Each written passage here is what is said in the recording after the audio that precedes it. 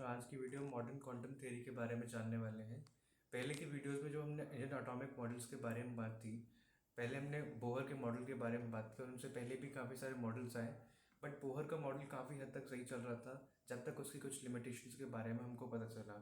जब वो हाइजेनबर्ग के अनसर्टेनिटी प्रिंसिपल को डिफाइन कर रहा था तो हमें एक ज़रूरत पड़ी कि ऐसे मॉडल की जो कि उससे भी बढ़िया हो, उससे भी बेटर हो और काफ़ी अच्छी अंडरस्टैंडिंग दे पाए हमें इलेक्ट्रॉन की। जो मॉडर्न एटॉमिक मॉडल है वो श्योरिटी के बजाय प्रोबेबिलिटी पे ध्यान देता है और वो इलेक्ट्रॉन को मिलने की प्रोबेबिलिटी पर बात करता है कि इलेक्ट्रॉन जो है वो एक ऑर्बिटल में मिलेगा जो कि एक 3D स्पेस है जहाँ पे इलेक्ट्रॉन मिलने की प्रोबेबिलिटी मैक्सिमम होती है।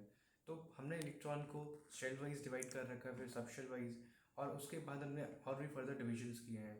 तो हम कुछ 4 क्वांटम नंबर्स यूज़ करते हैं जिनके थ्रू हम एक इलेक्ट्रॉन को लोकेट कर सकते हैं पूरे एटम में।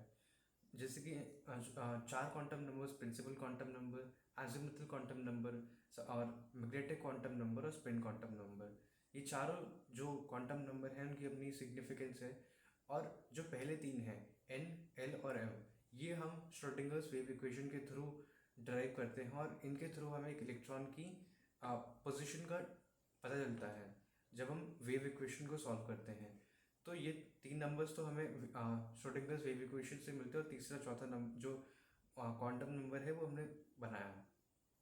ये जो क्वांटम नंबर्स हैं ये हमें किसी भी, अगर कोई इलेक्ट्रॉन हमें ढूंढना है तो उसके लिए ये पोजीशन एड्रेस की तरह काम करते हैं।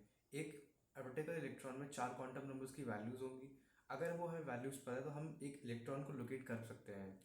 तो इनका एक्चुअल मतलब क्या है? पहली बात करते हैं प्रिंसिपल क्वांटम नंबर की, जो कि शेल को डिनोट करता है। एक शेल बेसिकली एनर्जी लेवल होता है जो कि उस शेल या उस ऑर्बिट की एनर्जी को डिनोट करता है और उसके साइज को डिनोट करता है। जैसे जैसे शेल का नंबर बढ़ता जाता है, जैसे कि हम एन से डिनोट करते हैं जो कि इंटीग्रल वैल्यूज़ होती हैं, जैसे जैसे शेल का जो इंटीग्रल वैल्यूज़ है वो बढ़ती जाती हैं वैसे ही शेल का साइज बढ़ता जाता है, उसकी एनर्जी भी बढ़ती जाती है। तो जितना हम न्यूक्लियस से दूर जा रहे हैं, शेल का जो एनर्जी लेवल है वो बढ़ रहा है, साइज बढ़ रहा है और इलेक्ट्रॉन भी उसमें फिल करने वाली जो टेंडेंसी है वो ज़्यादा होगी।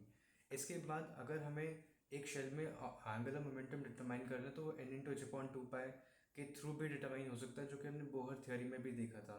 इसके बाद एक पर्टिकुलर शेल के अंदर कितने सब एनर्जी लेवल्स होंगी वो बताता है, वही सेम नंबर होगा। जैसे कि अगर हमारे पास n equal to one shell है, फिर फर्स्ट एनर्जी लेवल है, तो उसमें सिर्फ एक ही सब एनर्जी लेवल होगा। जबकि अगर हम सेकंड एनर्जी लेवल की बात करें तो उसमें 2 एनर्जी लेवल होंगी, तीसरे में तीन, चौथे में 4, ऐसे ही बढ़ते जाएंगे और एनर्जी लेवल भी बढ़ते जाएंगे।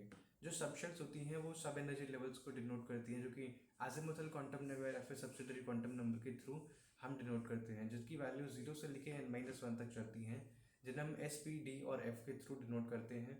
और इनकी वैल्यूज जो है, फॉर एग्जांपल अगर हमारे पास n इक्वल टू 2 शेल है तो उसमें 2 सब शेल होंगी, 0 और 1, या फिर s और p।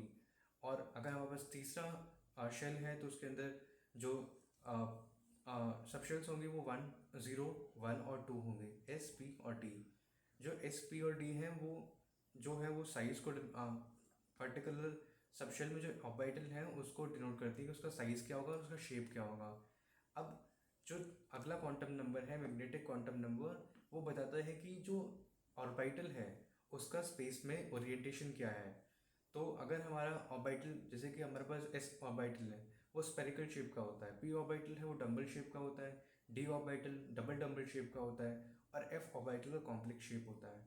तो अगर हमारे पास अगर मान लीजिए हम पी ऑर्बिटल की बात कर रहे हैं तो पी ऑर्बिटल में 3 ऑर्बिटल होंगे जिनका शेप तो वही रहेगा, लेकिन उनका 3D स्पेस में जो अरेंजमेंट होगा फिर ओरिएंटेशन होगा वो अलग होगा।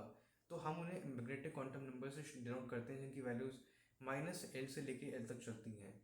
और एक ऑर्बिटल के अंदर जो मैक्सिमम इलेक्ट्रॉन है वो 12+1 से बताए जा सकते हैं। फॉर एग्जांपल मैक्सिमम जो इलेक्ट्रॉन है एक ऑर्बिटल के अंदर वो तो 2 होंगे, बट एक सबशेल के अंदर कितने ऑर्बिटल होंगे वो है 12+1। और एग्जांपल अगर हमारे पास वन एक सब पहला सबशेल है या फिर एस सबशेल है तो उसमें हमारे पास सिर्फ एक ही ऑर्बिटल होगा, पी सबशेल में 3 ऑर्बिटल होंगे, डी सबशेल में 5 ऑर्बिटल होंगे, एफ सबशेल में 7 ऑर्बिटल होंगे। और इनका ही डबल इलेक्ट्रॉन्स होंगे क्योंकि एक ऑर्बिटल में 2 इलेक्ट्रॉन होते हैं। तो पहले एस सबशेल में 2 इलेक्ट्रॉन, पी सबशेल में 6, डी में 10 और एफ में 14 इलेक्ट्रॉन्स होंगे। इसका जो ओरिएंटेशन है वो मैग्नेटिक क्वांटम नंबर से डिनोट होता है। तो हमने ऑर्बिटल्स के भी अलग अलग डिवाइड कर लिया। अब बात है इलेक्ट्रॉन की। हमने पहले क्या किया, शेल को डिवाइड किया। शेल में सब शेल दिखे। सब शेल के अंदर जब हम गए तो हमें ऑर्बिटल्स दिखे। ऑर्बिटल्स को हमने तीन अलग ऑर्बिटल्स को हमने अपना ओरिएंटेशन दिया, उनको नंबर दिया। अब ऑर्बिटल के जो इलेक्ट्रॉन है उनको भी अपना नंबर चाहिए होगा ताकि हम दो इलेक्ट्रॉन के बीच में डिफ्रेंशिएट कर पाएँ। तो वो आता है स्पिन क्वांटम नंबर का प्लस जो जो कि हम एस से डिनोट करते हैं। तो स्पिन क्वांटम नंबर की दो वैल्यूज होती हैं, +12 और -12, जो कि क्लॉकवाइज और एंटी क्लॉकवाइज स्पिन को डिनोट करते हैं। किसी इलेक्ट्रॉन अगर +12 है तो उसकी क्लॉकवाइज स्पिन, अगर -12 है स्पिन है तो उसकी एंटी क्लॉकवाइज स्पिन, जिसके थ्रू हम एक इलेक्ट्रॉन का बेसिकली एड्रेस पता कर पाएंगे कि इलेक्ट्रॉन कहाँ मिलता है। और एक बात जो इसके बाद तीन प्रिंसिपल के बारे में बात करने वाले हैं अगली वीडियो में।